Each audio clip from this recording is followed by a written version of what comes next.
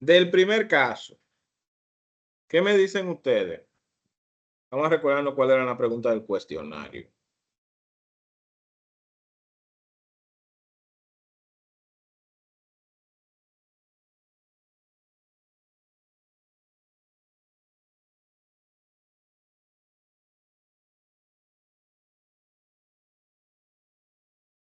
¿Considera usted que los argumentos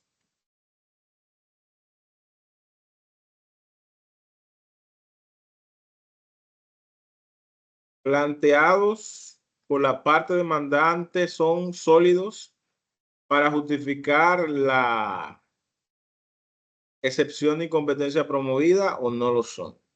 Dígame usted, Daily.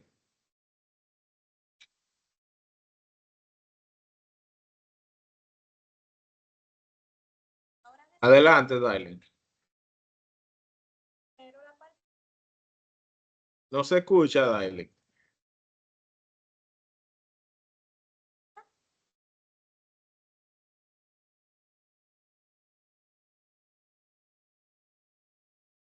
¿Alguien más? Recuerden que esto fue el cuestionario que le pusimos. Dígame, Agni. Ya estoy aquí. Ah, perfecto. ¿Quién está aquí? Dailin. Ah, ok. Dígame, Dailin, entonces. Revivió. Bien. No, fue que estaba conectada del teléfono y al parecer tiene problema en eso. No creo. ¿Por qué no cree que sean sólidos esos argumentos? Bien. La parte demandante citó varios puntos en que basa sus pretensiones. Vamos a desglosarlo uno por uno. Primero, se trata de un inmueble registrado. No importa que se trate de un inmueble registrado en base que a lo que se busca con esa demanda no es modificar el derecho real registrado, sino un asunto puramente personal. Segundo punto, el demandante es el legítimo propietario del inmueble para lo cual aporta un certificado de título. Esto no tiene nada que ver con la excepción de incompetencia planteada. Correcto. Una distracción. Tercer punto, sí, totalmente. Tercer punto, que lo que reclama es la rescisión del contrato que implica un desalojo del inmueble, lo que cabe dentro de la competencia del tribunal, al tenor del artículo 47 de la ley 108-05 sobre el registro inmobiliario. Bien, el artículo 47 de dicha ley trata de un desalojo por ocupación ilegal, por lo cual, ya al existir un contrato de alquiler, la ocupación de la parte demandada no es ilegal. Correcto. Se trata de un desalojo, pero no por las razones que invoca a quien está demandando la rescisión del contrato de alquiler. Exacto. Que el juzgado de paz no tiene que el juzgado de paz no tiene competencia para conocer de la presente acción, ya que no se trata de una acción posesoria, y que el juzgado de paz solo conoce desalojo cuando son por falta de pago de alquileres vencidos. Desalojo por falta de pago por alquileres vencidos, y estamos hablando de una rescisión del contrato de alquiler. No estamos basando directamente en un contrato de alquiler que se requiere que se cancele. Entonces, competencia del juzgado de paz. Ese también es un pedimento que no procede. Muy bien. Entonces, finalmente, ¿procede la excepción de incompetencia promovida por la parte demandada? Sí. Muy bien. Vamos a ver entonces qué opina Ani Romel. Que dígame usted, Ani.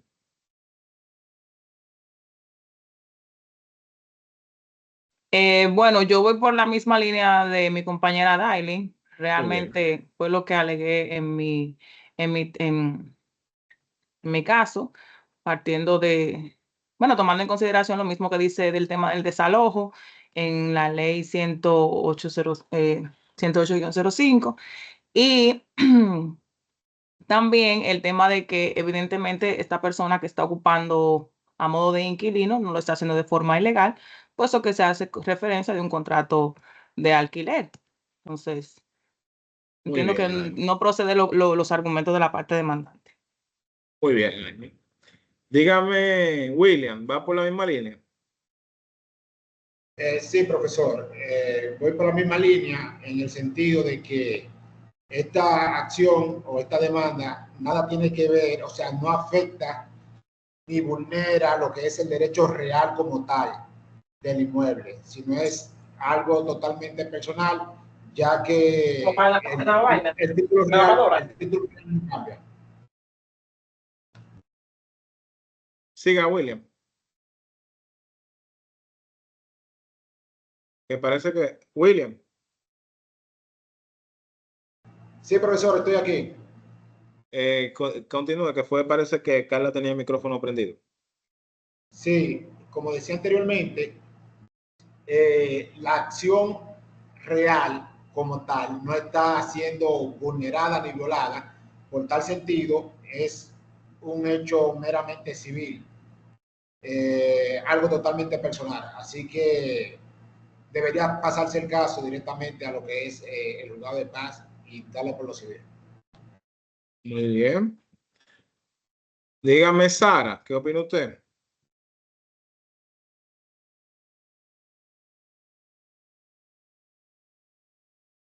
Dígame, Sara. ¿Me escucha? Sí, sí.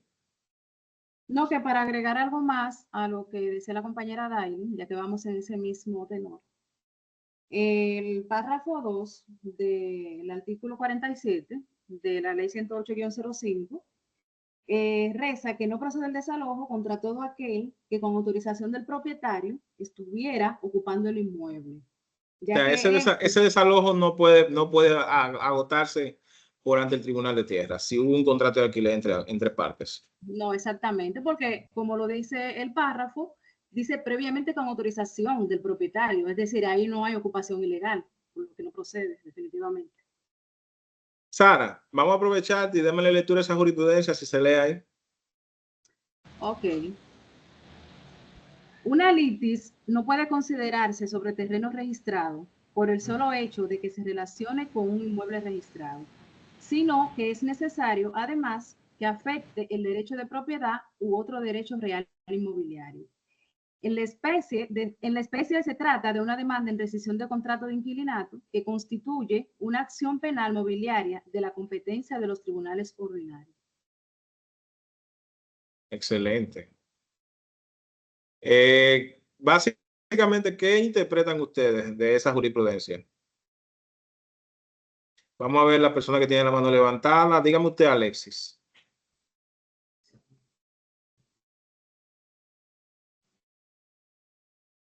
Vuelvo y releo porque no escuché bien. La tengo en la pantalla. Una litis no puede considerarse sobre terreno registrado por el solo hecho de que se relacione con un inmueble registrado, sino que es necesario además que afecte el derecho de propiedad u otro derecho real.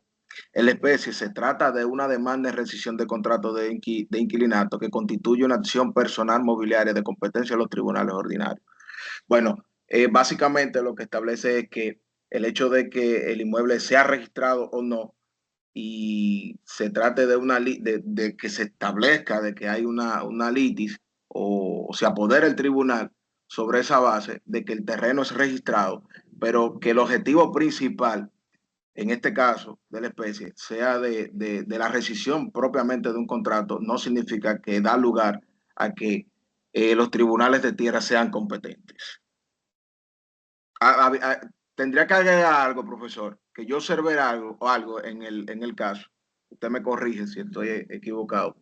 Pero aparte de que los alegatos propios para decretar por parte del demandante, para decretar la excepción de incompetencia, básicamente, parcialmente establecía en mi escrito que sí con relación al desalojo por falta de pago, el juzgado de paz es competente.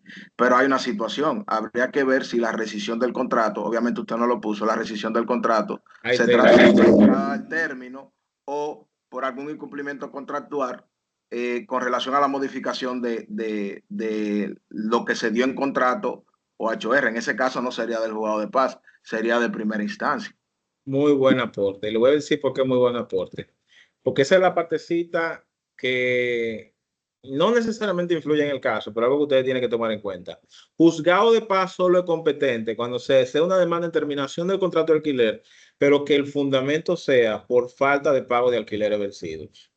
sino el fundamento del desalojo y todo lo demás no es falta de pago de alquiler vencido. La competencia no es del juzgado de paz, la competencia es del juzgado de primera instancia. Bien, dígame José Luis, que tiene la mano levantada. Precisamente en ese mismo tenor, y si bien hay dos formas de desalojar por el Tribunal de Tierra, que es cuando, por ejemplo, hay un ocupante ilegal, pero también que muchas veces creo que la misma ley crea un método para donde uno no se hace valer del abogado del Estado, sino que uno puede interponer una demanda principal para desalojar a esa persona, pero eso es tomando en cuenta lo que usted acaba de decir. Muy bien. Veo también otra mano levantada en José Antonio Corniel. Adelante, José Antonio. Bien, entonces, señores, en esencia, Sí, profesor. Ajá, dígame, Corniel. Sí, motivando eso también que podemos decir que en cuanto al artículo 1 del párrafo 2 de la ley 845, que habla específicamente con respecto a esa atribución, cuando no hay lo que se llama una reclamación de alquileres vencidos, ya sea pago y ese tipo de situaciones, como también lo establece la misma ley también 38-98 del 6 de febrero del 98, que modifica el artículo 1 ambos del Código de Procedimiento Civil. Muy bien.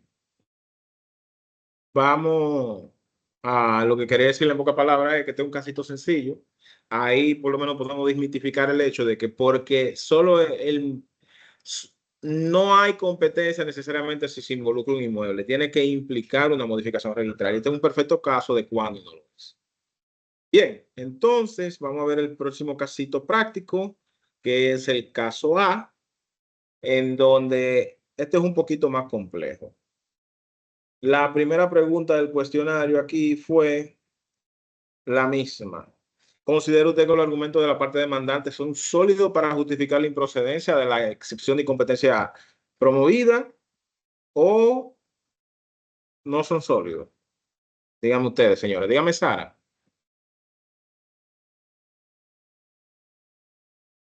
Adelante, Sara.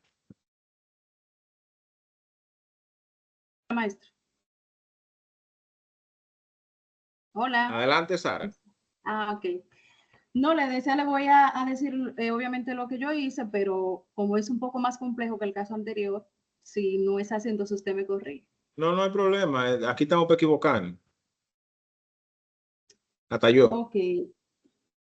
Ok. Entonces, considerando lo que son los argumentos de la parte demandada, para justificar la improcedencia de la excepción de incompetencia promovida, yo entiendo que si el asunto no solo se centrara en la nulidad del contrato de préstamo con garantía hipotecaria, sino también en lo que es el derecho real sobre el inmueble, podría argumentarse que el Tribunal de Tierras tiene competencia para conocer sobre cuestiones relacionadas a lo que son los derechos reales inmobiliarios. Específicamente, si hay controversias sobre lo que es la titularidad o la validez del derecho registrado.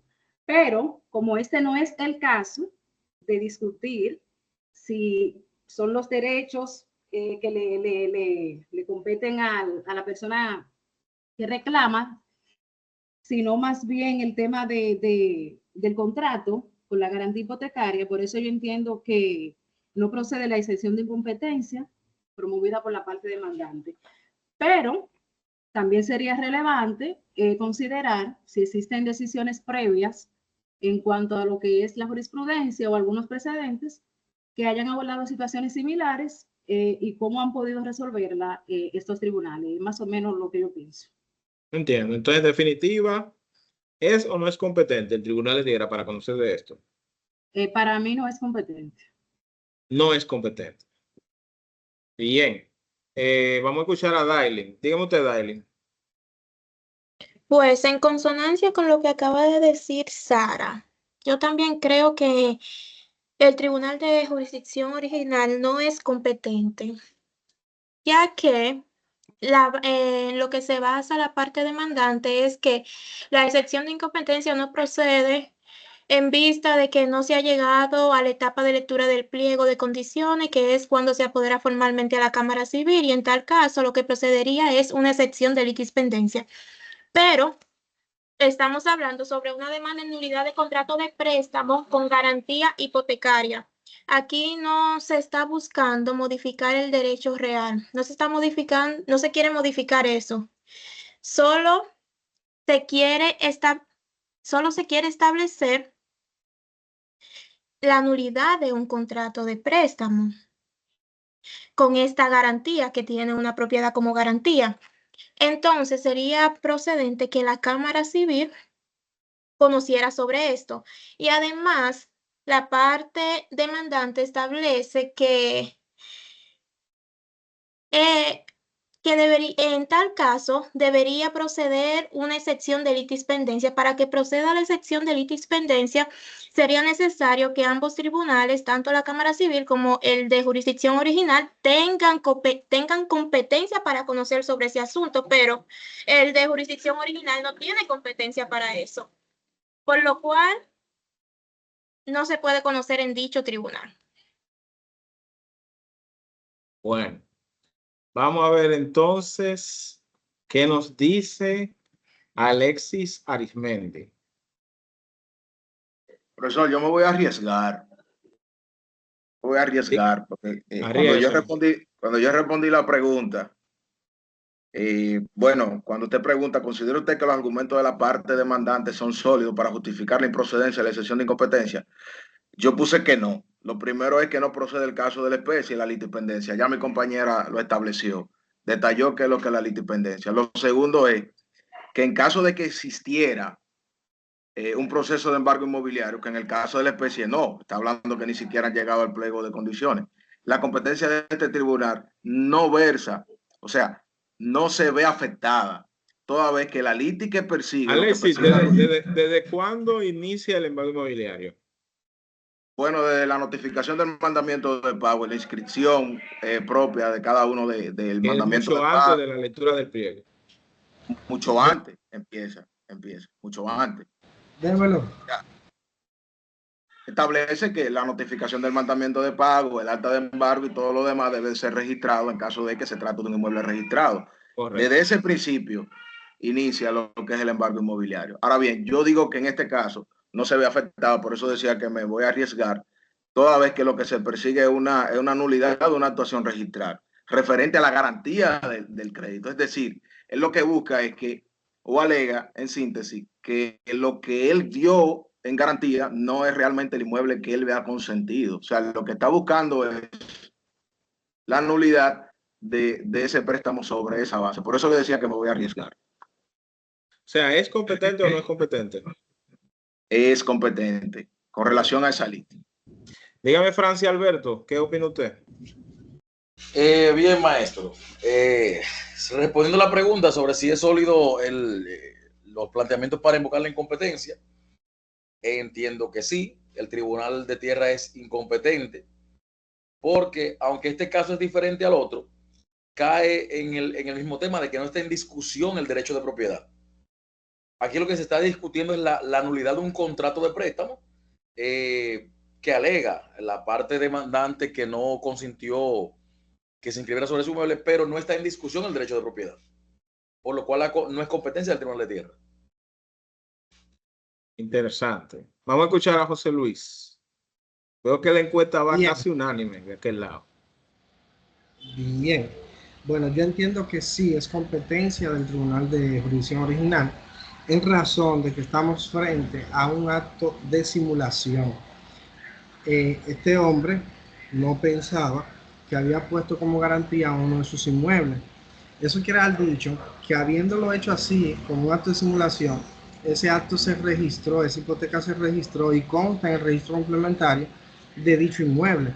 Por consiguiente, es competencia para dirimir esa parte el Tribunal de Jurisdicción Original, toda vez que esa no fue su voluntad a la hora de suscribir dicho contrato. Él no envolvía, él no ponía como garantía el inmueble. Entonces, yo sí entiendo que procede. Muy bien. Vamos a ver algo. Vamos a darle una oportunidad a Carla, Noemí y a Luis José. Adelante, Hello. Carla. Hello, yo entiendo que los argumentos de la parte demandante no son sólidos. Ella habla sobre que no ha llegado al pliego de condiciones, pero cuando ella interpuso su demanda era nulidad de contrato de préstamo, nada tiene que ver con el pliego, con el embargo. Y la nulidad de contrato de préstamo son acciones personales, no son acciones real. No sé, ella no está persiguiendo que ella vendió su inmueble que le transfirieron. Ella lo que quiere es que se anule una garantía hipotecaria en ese contrato. Yo no veo la afectación al derecho de propiedad. Hay una afectación accesoria ahí al derecho.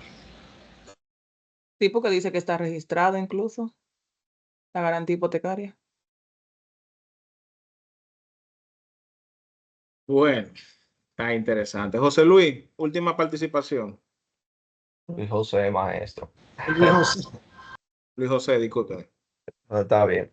De mi parte, en este caso, yo diría que la demanda fue interpuesta de la manera correcta, por lo que no son sólidos los argumentos de la parte demandante. Yo como abogado en este caso diría que es cierto que es así como se está hablando, que es un contrato de préstamo, de que se está sacando lo que es dicho contrato, y esto es competencia de los tribunales civiles. Pero no menos cierto es que el contrato se convirtió en un derecho registrado en el inmueble, que se encuentra como una garantía para el acreedor y le da total competencia a lo que es la jurisdicción inmobiliaria. Tenemos que recordar siempre que no solamente se está hablando del derecho de propiedad, sino para que sea competente el tribunal de jurisdicción original, sino que también de todos los derechos inmobiliarios que son registrados. Como dice una definición del señor Rafael Ciprián, que dice que la litis sobre derechos registrados es la acción judicial que afecta a cualquiera de los derechos que recaen sobre el inmueble registrado y que es competencia exclusiva de los tribunales de jurisdicción original. Lo que quiere decir esto, que como el contrato fue un contrato de préstamo claramente y luego se convirtió en lo que fue en un derecho registrado, automáticamente esto le da lo que es, cuando se ataca claramente el préstamo o el contrato, se le da competencia totalmente a lo que es a la jurisdicción inmobiliaria.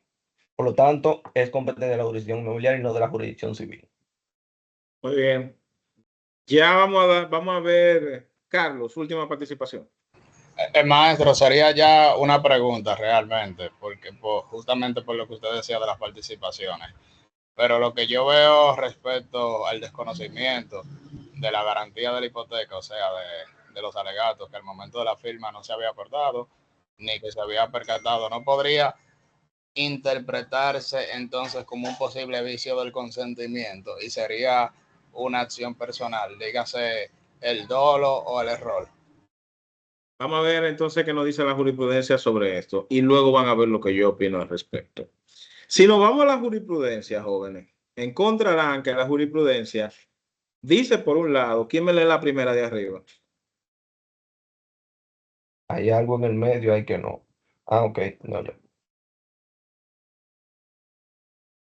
Agni, léame la primera. El Tribunal Civil es el competente para conocer de una demanda en nulidad de un contrato de préstamo. No obstante, aparecer involucrado en la acción un inmueble registrado. Parecería que eso resuelve, pero sin embargo, Dailin, léame la del medio. Bien. El Tribunal de Tierra es competente para conocer de la demanda de nulidad que pone en juego un derecho real inmobiliario. Al tener dicha acción un carácter mixto, cuya decisión corresponde al Tribunal de Tierra si el objeto de la demanda va encaminado a reivindicar para el patrimonio de una persona derechos reales inmobiliarios. Excelente. Jessica, léame la final. Aunque toda demanda en nulidad es, en principio, de carácter personal, si pone en juego la cancelación o modificación de un derecho real inmobiliario registrado, tiene un carácter mixto y, por tanto, tiene competencia el Tribunal de Tierras, pues con ella se pretende aniquilar el registro de tierras. Bueno, como ustedes podrán darse cuenta, hay contradicción de jurisprudencia en este sentido. Por lo que la jurisprudencia no es quizá la más fiel de las opciones, así que yo lo voy a explicar. Recuerden por definición qué es una litis sobre derecho registrado. Aquella que pone en juego la propiedad inmobiliaria o algún derecho real sobre la misma. Recuerden, decía, que los derechos reales son principales y accesorios. Y el derecho real accesorio por excelencia para los fines de esta materia, ¿cuál es? La hipoteca. Entonces, la litis que se está interponiendo en este caso, ciertamente está atacando un contrato de préstamo, pero lo único que está atacando del contrato de préstamo no tiene que ver con el monto de lo adeudado, no tiene que ver con el consentimiento, como se ha dicho. Se dice que específicamente el inmueble puesto en garantía no es el inmueble acordado. Bien, entonces, como esa situación solamente es en cuanto al inmueble afectado por la hipoteca, evidentemente que estamos frente a un derecho real accesorio. La pretensión se orienta específicamente sobre un derecho real accesorio, de donde se extrae que la jurisdicción inmobiliaria es competente para conocer de una demanda en nulidad de hipoteca. Ahora bien, aquí viene quizá la otra parte. Pero, profesor, el mismo artículo 3 dice que si hay una persecución inmobiliaria, eso no es de la competencia del Tribunal de Tierras, sino de la Cámara Civil. Ciertamente. ¿Cómo es que dice el párrafo del artículo 3? No me recuerdo bien cómo es que dice. ¿Quién de ustedes se recuerda cómo es que dice el párrafo? Yo se lo leo. El artículo 3 de la 108. Exacto, específicamente el párrafo. El párrafo. El 1. Párrafo 1. Los embargos inmobiliarios y los mandamientos de pagos tendentes a esos fines son de la competencia exclusiva de los tribunales ordinarios y no de la jurisdicción inmobiliaria, aun cuando la demanda se relacione con la propiedad del inmueble cuya expropiación se persigue, o con cualquier derecho susceptible de registrar, y aun cuando dicho inmueble esté en proceso de saneamiento. Quiero hacerle una pregunta al Pleno en estos momentos. ¿El hecho de que exista una hipoteca inscrita sobre el inmueble implica que hay una persecución inmobiliaria sobre el inmueble? ¿Sí o no? No. Dígame, William. No. No. ¿Alguien dice No. sí? Es bueno que tengan eso claro porque eso a veces se confunde hasta en tribunales. La hipoteca es un derecho real accesorio respecto del inmueble. Ahora, el embargo inmobiliario es una persecución inmobiliaria respecto del inmueble que bien pudiese fundarse en una hipoteca, pero también puede fundarse en otra cosa, como sería, por ejemplo, en algún privilegio. Bien, ¿qué nos dice esto a nosotros?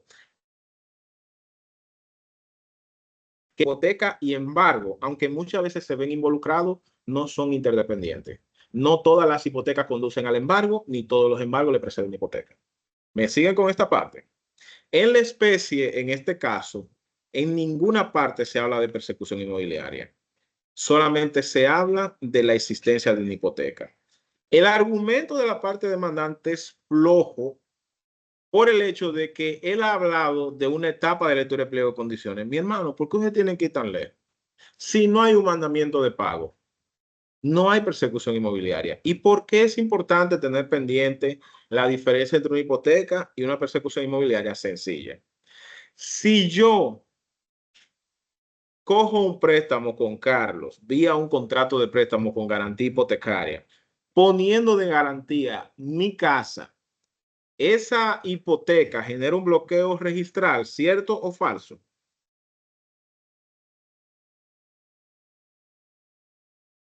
Cierto.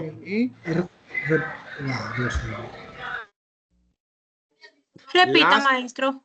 Si yo a Carlos le cojo un dinero prestado vía un contrato de préstamo con garantía hipotecaria, ¿esa hipoteca que se inscribe genera un bloqueo registral? No. No. No. Las hipotecas no generan bloqueo registral.